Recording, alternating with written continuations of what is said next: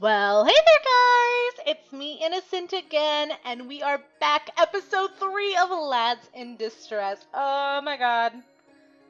We're just finding out about Prince Snow, that little playboy, that skirt chaser. And, oh well, we're gonna find out about him ourselves rather than taking the advice of our parents. Because we're like an 18-year-old girl. Why would we listen to our parents? Especially when they're royalty. At least they're not dead yet. I'm like, if they're gonna go off any, like, Disney movie, they're gonna be dead soon enough. Alright, now let's get back into this game, shall we? I'm going to have to keep my eye out for him at the ball next week. Whose background should I look into next? Also, I found out Zell Rapunzel. Eh. Since I found that out, I'm going to ask about Rapunzel. My eyes drift to Prince Zell's name on the list. Prince Zell. If my memory serves me right, he was crown prince of the Forest Kingdom. However, he was kidnapped by an evil witch when he was a child and never returned. Since then, his kingdom has fallen into chaos, and the king and queen were overthrown, resulting in an anarchy instead of a monarchy. Why would my parents put him on the list? Nobody has heard from Prince Zell in years. Most assumed he was dead. I traced the strokes of his name on the scroll with my thumb. Poor lad. If anyone needs saving, it's definitely him. I wish there was something I could do for him. A very vague memory suddenly pops into my head. Wait, weren't them Yet again, even in episode 3, my mouth is not coinciding with words. Wait, weren't there some rumors about Prince Zell's location and the failed rescue attempts? Oh, where have I heard this before? I immediately rush off to the best place to find answers, the library. I glance at the title of the book before throwing it aside. No, not this one. Where is it? I sigh in frustration and glare at the ever-growing pile of useless books. I remember the name of the book vaguely. It has to be somewhere. I try to pull another book from the shelf, but it stays stuck. And when I tug on it harder, the whole roll of books slides off the shelf and falls to the ground with a loud crash. Cursing under my breath, I gather the books into a pile. Wait. I stare at the name of the book at the top of the pile. 100 famous folklores and poems. Yes, that's exactly what I was looking for. Flipping through the pages, I scan the contents quickly until I find the poem about Prince Zell. I let out a triumphant cheer. I found it! My memory is perfect. I'm such a genius that I amaze myself sometimes. Yep, total genius, lady, as you have a pile of books. Right, okay. Settling into a comfortable position on the floor and leaning against the pile of books, I read the poem carefully. The Treasure.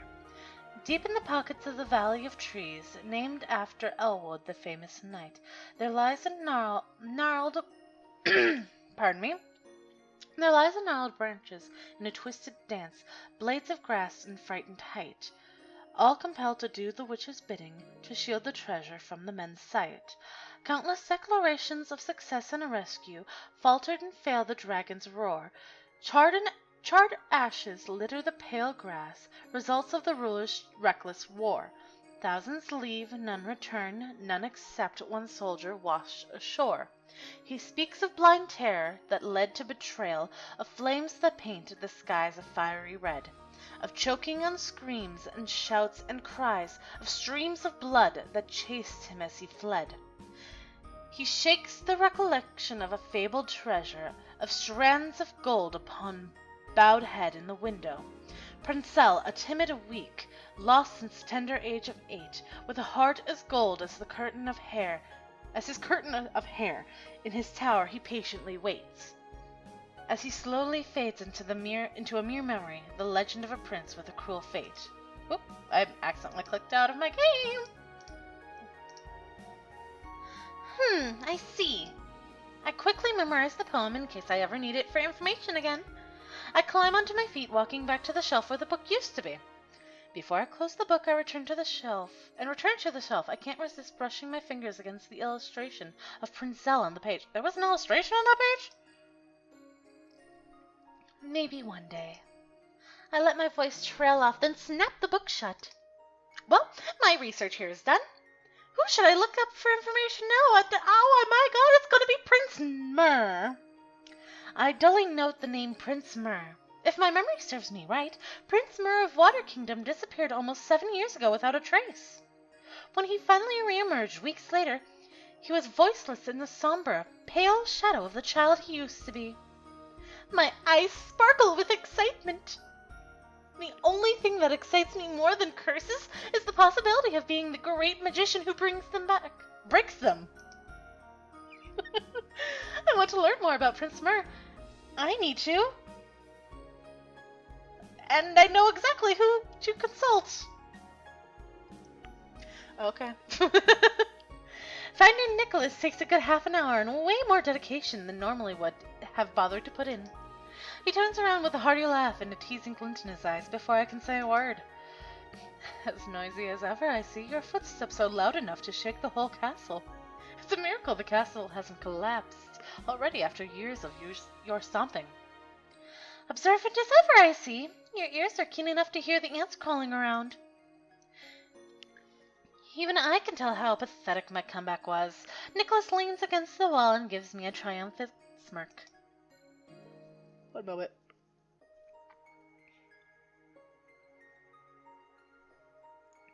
Okay, sorry about that. Well, I know you didn't thunder over here just to make small talk. What is it? You know me too well. Try guessing what I want from you, too. Is it about the guest list of the ball? Close. A particular suitor. There's a beat of silence, and the awkwardness is so palatable that I find myself tripping over my next sentence.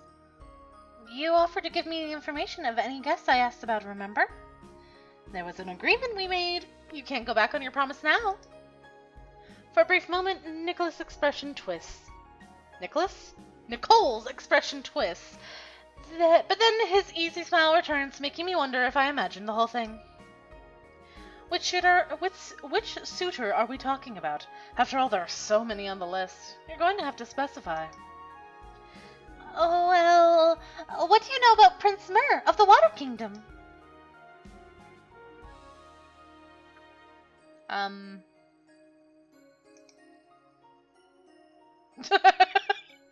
After a brief moment of hesitation, Nicole begins to chortle. You've picked the most interesting suitor to ask me about. I expect no less from you. Interesting, huh? Care to explain to me how Prince Myrrh is so special? Well, it took quite a bit convincing from yours truly to get your parents to invite any of the circled suitors. Thanks for your efforts, by the way. Definitely added excitement. You're very welcome. Myrrh was especially challenging to invite, though. Prince Snow is obnoxious but harmless. Princelle is too busy being locked up to do anything of note, but Myrrh... Your refusal to call him Prince hasn't been lost on me. Thanks to heavens for that. To be fair, I don't know anything concrete. I've just heard rumors. Obviously, I know numerous other families. Fairies, and fairies love nothing more than magic-related gossip. Myrrh is quite the dangerous one from what I've heard. Oh, dangerous? How so? Because of the curse on him?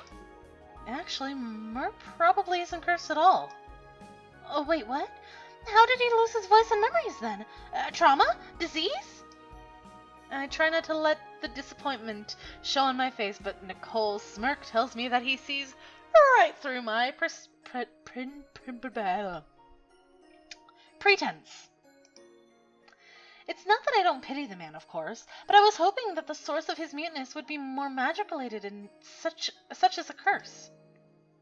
Not only are curses a lot more interesting, but they're also a lot They're more easily curable, by my hands at that.